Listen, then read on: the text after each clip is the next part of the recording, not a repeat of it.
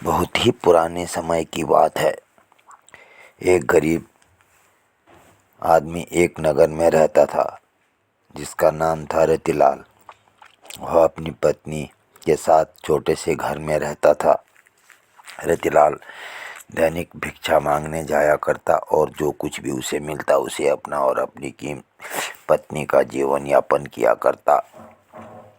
एक बार सारा दिन भिक्षा मांगने के बाद उसे केवल एक मुट्ठी चावल हाथ लगे और वह अपने घर पहुंचा तो उसकी पत्नी दुखी होकर बोली, घर में तो अनाज का एक दाना भी नहीं है और आप एक मुट्ठी चावल ही लाए हैं। भला इसमें हम कैसे अपना पेट भर सकते हैं। और वह थक हार के घर में बैठा ही था कि द्वार पर एक भिक्षुक आ गया और वह कुछ खाने के लिए मांगने लगा। रतिलाल धर्म संकट में पड़ गया। अब वह एक मुट्ठी चावल अपनी पत्नी को दे या सामने खड़े भिक्षुक को दे, लेकिन वह द्वार पर आए किसी व्यक्ति को बिना कुछ दिए जाने नहीं दे सकता था। इसलिए उसने वह चावल भिक्षुक की टोकरी में डाल दिया। रतिलाल की पत्नी अंदर काम कर रही थी। जैसे ही वह बाहर आई तो रतिलाल ने भिक्षुक को चावल देने वाली बात बता दी और इस बात को सुनते ही रतिलाल की पत्नी गुस्से में आ गई। तभी रतिलाल ने बताया कि चावल के बदले भिक्षु उसे एक पतीला दे गए हैं और उन्होंने कहा कि अब वह खाना इसी में बनाना। रतिलाल की पत्नी गुस्से में कहती है, क्या इसमें पानी उबाल कर दूं? क्योंकि अनाज तो है नहीं है, जो आप लाए थे उसको भी दान दे दिया। जैसे ही वह पतीले को उठाती है उससे कुछ वजन का एहसास होता है और वह पतीले को खोलकर देखते हैं तो चौंक जाती है, क्योंकि इसमें उन दोनों के लिए पका हुआ खाना रखा होता है। रतिलाल की पत्नी के चेहरे में खाने को देखकर मुस्कुराहट आ जाती है। दरअसल उसने कई दिनों से ठीक से खाना नहीं खाया था, लेकिन रतिलाल यह नहीं समझ पा रहा था कि वह भिक्षु तो उसे खाली पतीला देकर गया था, तो उसमें खाना कहाँ से आ गया। वह आश्चर्य से यह बात अपनी पत्नी को कहने लगा, लेकिन वह कई दिनों से भूखी थी, इसलिए उसकी बात को वह नज़रअंदाज करने लगी और खाने को घूरती रही।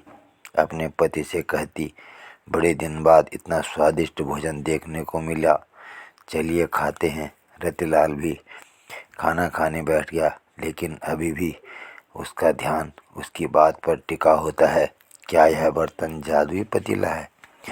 भोजन करने के बाद वह अपनी पत्नी से अपने दिमाग में चल रही उथल पुथल के चलते यह बात कहने से अपने आप को रोक नहीं पाया कि यह जरूर जादुई पतीला है जिससे इच्छा अनुसार भोजन प्राप्त किया जा सकता है। तभी दोनों ने मिलकर पतीले का परीक्षण करने का विचार बनाया। पतीला खाली करके पतीले से दोबारा भोजन बनाने का आग्रह किया और कुछ ही क्षण में उनकी इच्छा के अनुसार भोजन बनकर तैयार हो गया।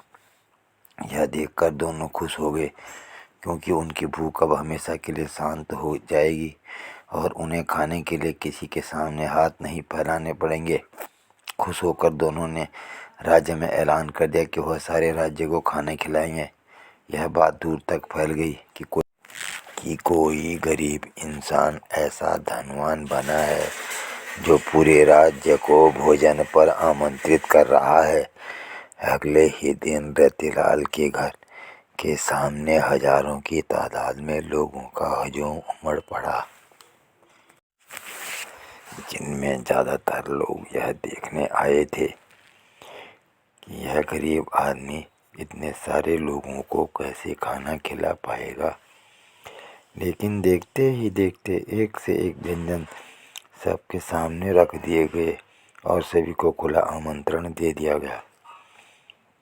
जितना खाना हो उतना खाइए और ज़रूरत पड़े तो घर भी ले जाइए। यह सुनते ही राज्य के सभी लोगों ने जी भर के खाना खाया, अपने साथ अपने परिवार के लिए भी लेकर गए। लेकिन खाना खत्म नहीं हुआ। यह देखकर लोगों के मन में शंका उत्पन्न होने लगी। उन्होंने राजा से जाकर शिकायत कर दी, महाराज जरूर उसे कहीं से चोरी की है, अन्यथा उसके पास इतना धन कहाँ से आएगा। वह पूरे राज्य को भोजन करवा सके। राजा भी सच जाना चाहता था। राजा ने रतिलाल को बुलवाया। रतिलाल ने जादुई पतीले की बात राजा से कह दी। राजा के मन में पतीले की बात सुनते ही लालच आ गया। उसने रतिलाल से वह पतीला प्राप्त कर लिया, लेकिन राजा के हाथ में पतीला आते ही बेअसर हो गया। राजा को लगा जादुई पतीले की बात झूठ है और उसने रतिलाल को गिरफ्तार कर लिया। उस पर चोरी का आरोप चलाया गया। रतिलाल सबके सामने चिल्लाता रहा कि मैंने चोरी नहीं की, लेकिन उसकी बात पर किसी को यकीन नहीं था। राजा ने आदेश दिया कि रतिलाल का पतीला नदी में विसर्जित कर दिया जाए और रतिलाल जब तक चोरी की गलती न स्वीकार कर ले तब तक कारागार में ही रखा जाए। जैसे ही पतीले को पानी में विसर्जित किया गया, राजा के महल में चारों तरफ पानी बहने लगा और देखते ही देखते राजा का महल बाढ़ में डूबने लगा। राजा अचानक ने महल में ऐसी स्थिति देखकर घबरा गया। उसे समझ नहीं आया कि यह कैसे हो रहा है। तभी वह अपने राज्य के ज्योतिष आचार्यों से चर्चा करता रहा और आचार्य उसे बताते हैं कि तुमने एक निर्दोष व्यक्ति को कारागार में डालकर अपराध किया है, इसलिए आपके महल की यह स्थिति हो गई है। यदि आपने उसे कारागार से वापस नहीं निकाला तो इस राज्य का सर्वनाश हो जाएगा।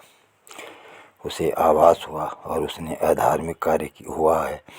भागते हुए रतिलाल के पास गया और हाथ जोड़कर कहने लगा, मुझे क्षमा कर दीजिए, मुझसे बहुत बड़ी गलती हो गई है, मेरे महल को बचा लीजिए। नादानी में मैंने आपका जादुई पतीला नदी में विसर्जित कर दिया है, लेकिन मैं वचन देता हूँ कि जीवन में कभी भी आपको किसी चीज़ की कमी नहीं होने दूंगा। जैसे ही राजा ने रतिलाल को कारागार से बाहर निकाला, महल में जल का स्तर कम होने लगा। राजा ने रतिलाल को बहुत सी दौलत भेंट की और उसे अपनी शाही रथ से उसके घर भिजवाया और एक जादुई कहानी का अंत हो गया। यह कहानी आपको कैसी लगी कृपया लाइक और कमेंट करें और चैनल को सब्सक्राइब ज़रूर करें।